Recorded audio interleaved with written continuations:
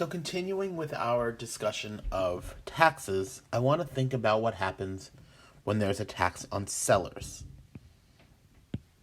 So, here is our market for coffee. As we had before, we had our no tax equilibrium circled. And I want to impose a tax on sellers of $1.50. So, a $1.50 per cup tax on sellers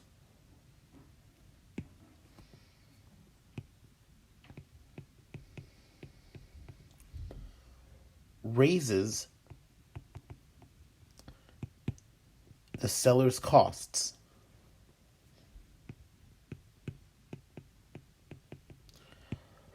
by $1.50 per cup.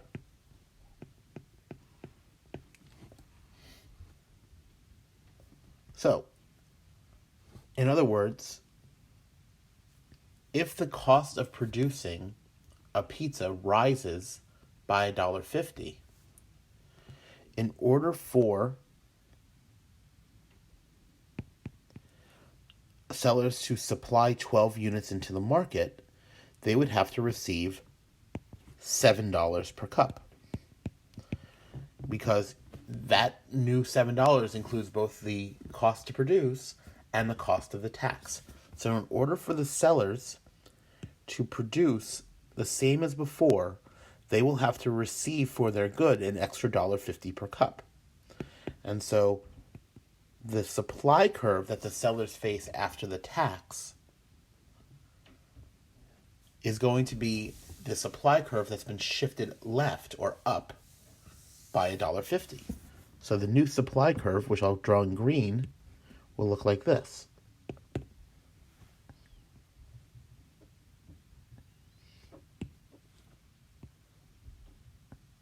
It should be a parallel increase. So this is S prime. And the gap between these two lines is the tax.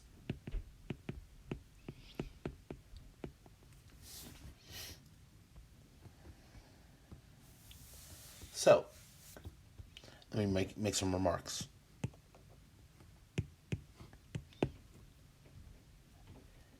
Sellers will only sell 12 cups of coffee if the price rises to $7 to compensate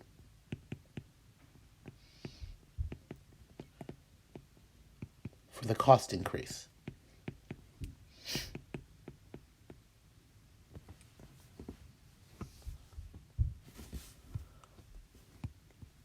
So, a tax on sellers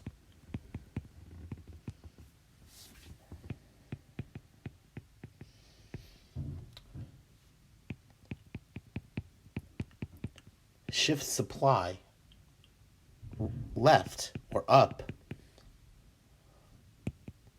by the amount of the tax.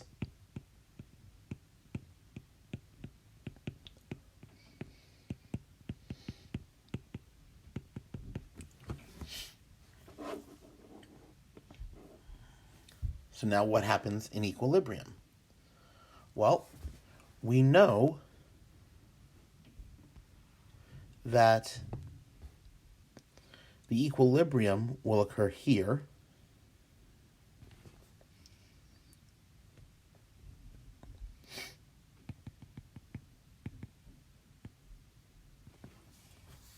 And the quantity sold at the new equilibrium is 10.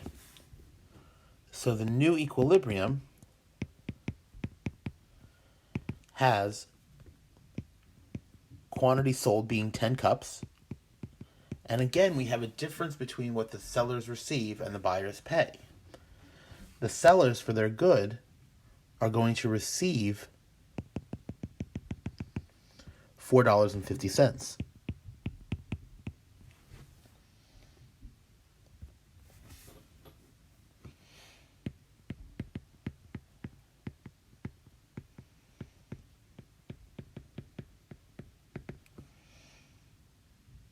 So that's our price of $4.50. Buyers pay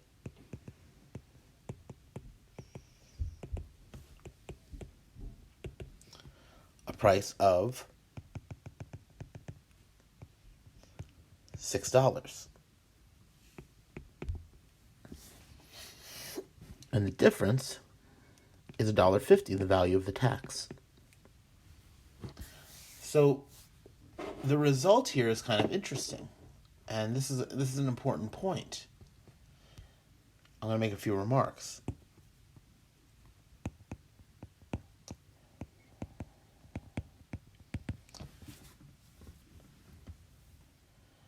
The effect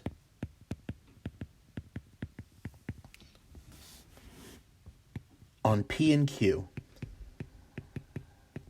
price and quantity, and the tax incidence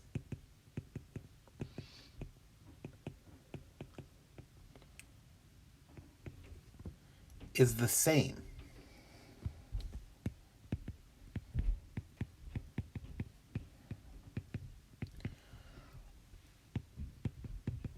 Whether the tax,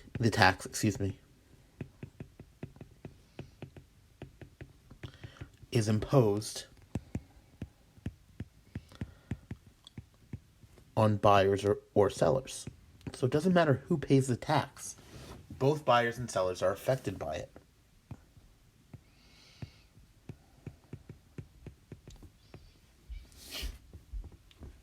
This is an important result.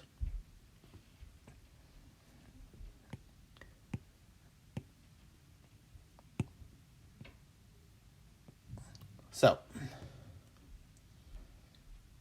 going back to our previous picture, I'm going to copy and paste this.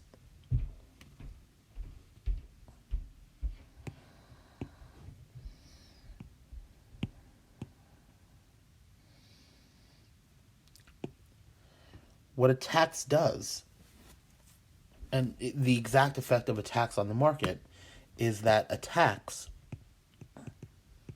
drives a wedge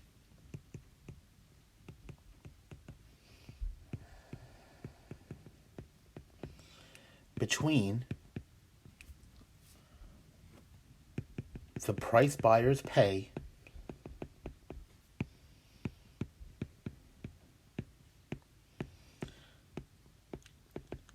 and the price sellers receive. In fact, this is sometimes called a tax wedge.